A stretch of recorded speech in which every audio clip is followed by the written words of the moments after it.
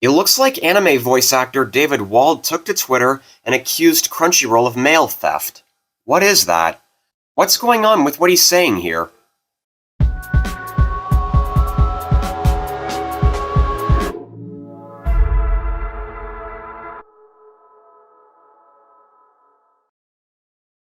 On October 25th, 2024, David Wald wrote to his fans, "Dear friends, if you sent me any care of Funimation or Crunchyroll in the last 5 years, I apologize, I didn't get it. I learned yesterday that Crunchyroll opened my private mail, threw away your letters, and passed out any included items to their staff." Minutes later, he wrote another tweet, "Dear fellow workers at Crunchyroll, below is a photo of the complete contents of one of the packages addressed to me that was open distributed to employees. If you ended up in possession of any of it, I would very much like it returned to me." Fans went viral on social media, from backing up Wald in general to those who have sent him something expressing frustration and labeling CER's actions as mail theft. This is when you rob somebody else's mail without their permission. Examples include stealing from a mailbox, post office, vehicle, or doorstep, opening, destroying, or hiding mail, changing someone's mail address without the receiver's permission, throwing away products without consent, and more. So from the looks of it, Crunchyroll has gotten their hands on every product anime fans have sent to him, threw away the letters, and decided to give the gifted items to CR employees for free, even though they are not rightly theirs. Shockingly, that's a violation of privacy and a federal crime. Who knows which one of the following Crunchyroll did, but if it didn't really happen, Wald would have no need to speak up about this. According to 18 U.S. Code Section 1708, whoever buys, receives, or conceals or unlawfully has in his possession any letter, postal card, package, bag, or mail, or any article or thing contained therein, which has been stolen, taken, embezzled, or abstracted, as herein described, knowing the same to have been stolen, taken, embezzled, or abstracted, shall be fined under this title, or imprisoned not more than 5 years, or both. Though that changes slightly from state to state. In California, under Penal Code Section 530.5 EPC, mail theft is a misdemeanor offense that is punishable up by a year in jail and a $1,000 fine. In Texas, which I think where the incident with Wald took place, there are 3 different penalties depending on how many recipients were robbed. According to BenkenLaw.com, if the amount of stolen mail is fewer than 10 addresses, the penalty is 1 year in jail and a $4,000 fine. If it's more than 10 but fewer than 30, it increases to 2 years in jail and a $10,000 fine. Worse?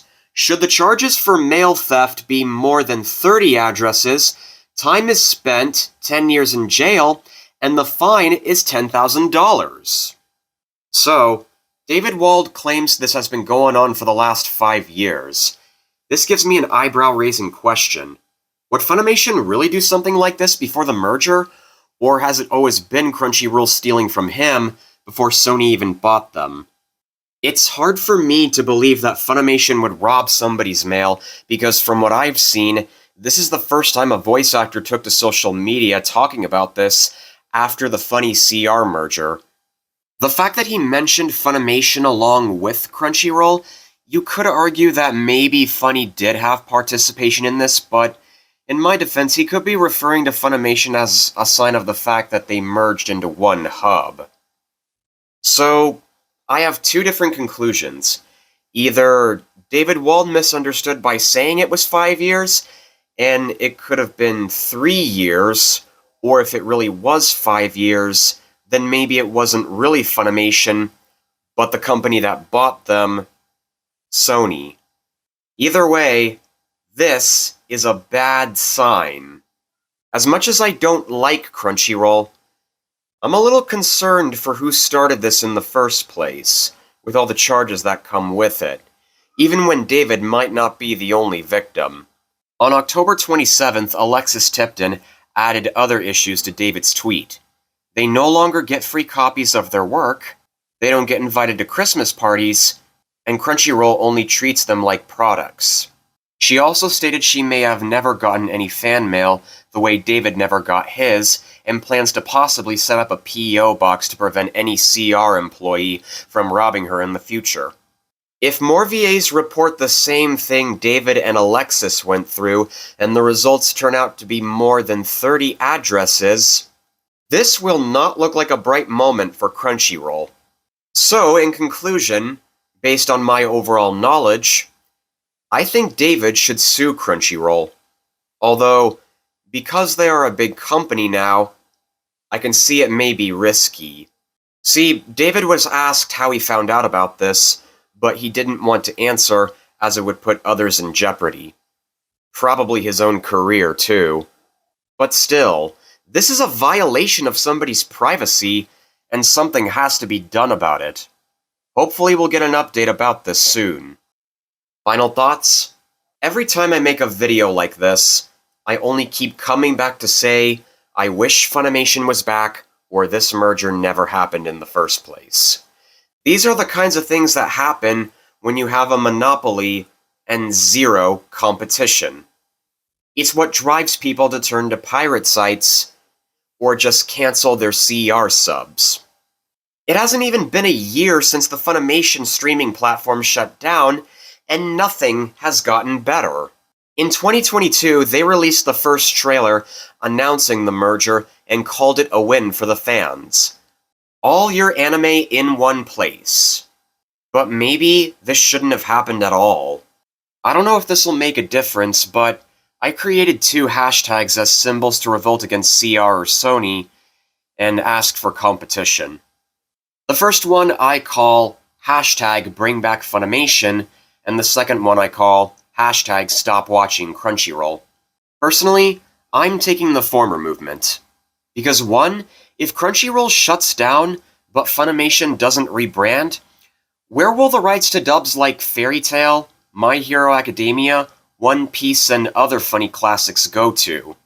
I guess you could say a new production company, but for me, I haven't seen any news or resources saying anything about a new company trying to compete them, and imagining someone thinking High Dive as a suggestion, I don't think they are as big as Funimation was.